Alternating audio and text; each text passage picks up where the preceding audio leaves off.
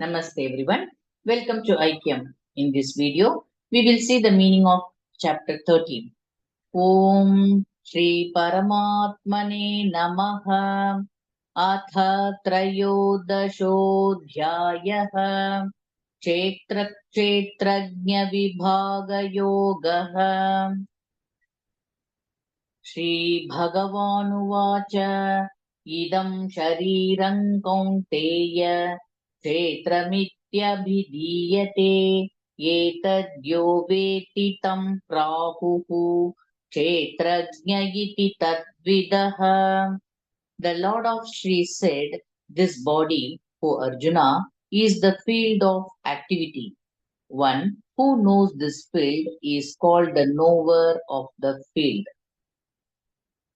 क्षेत्रज्ञं चापि मौ विद्धि सर्वक्षेत्रेषु भारत क्षेत्रक्षेत्रज्ञयो ज्ञानं यत्तज्ज्ञानं मतं मम.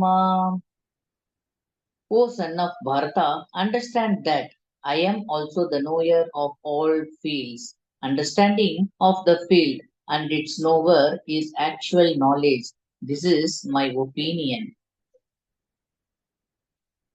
तत्क्षेत्रय्यच्च यादृच्च यद्विकारि यतश्च यत् स च यो यत्प्रभावश्च तत्समासेन मे शृणु.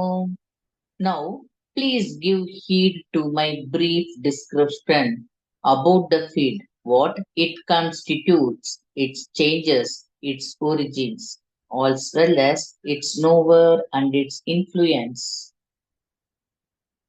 ऋषिभिर्बहुधा गीतं छन्दोभिर्विविधैः पृथक् ब्रह्मसूत्रपदैश्चैव हेतुमद्भिर्विनिश्चितैः.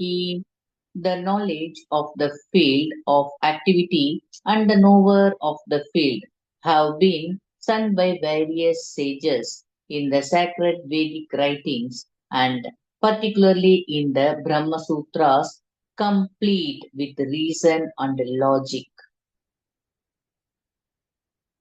Mahabhutanyahankarah buddhiravyaktamev cha indriyani dashaikancha panchatendriya gocharaha.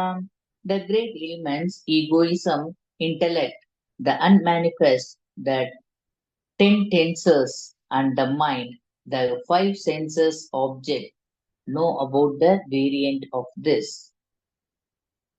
Ichcha dvesha sukham dukkham sanghataschetana dhritihi etat kshetram samasena savikara mudahritam. Desire, hatred, happiness, sorrow, the aggregate, the consciousness, and conviction, in brief, are considered to be the field of its variations.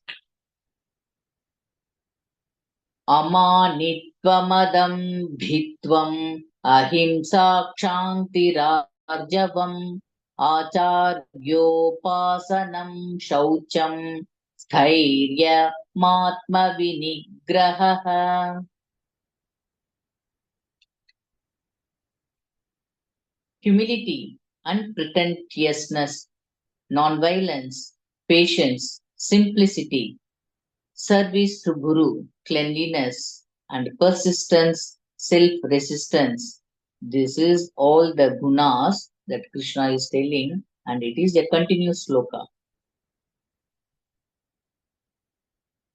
Indriyartheshu vairagyam anahankara eva cha Janma mrityu jara vyadi dukkha doshanu darshanam.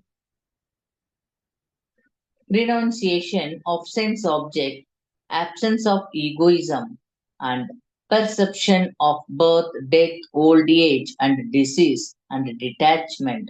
Also, they know about this field. Asaktiranabhisvangaha पुत्रदारगृहादिषु नित्यं च समचित्तत्वं Tvam Ishtanishthopapattishu. Freedom from all engagement of family life, even mindedness of mind with regard to what that which is desirable and undesirable. Mayi channanya yogena bhaktiravyabhicharini vivikta desha sevitvam aratirjana samsadi. Unserving devotion to me, residing in secluded places, detachment from social gatherings. These all, it is ignorance is the which is contrary to this.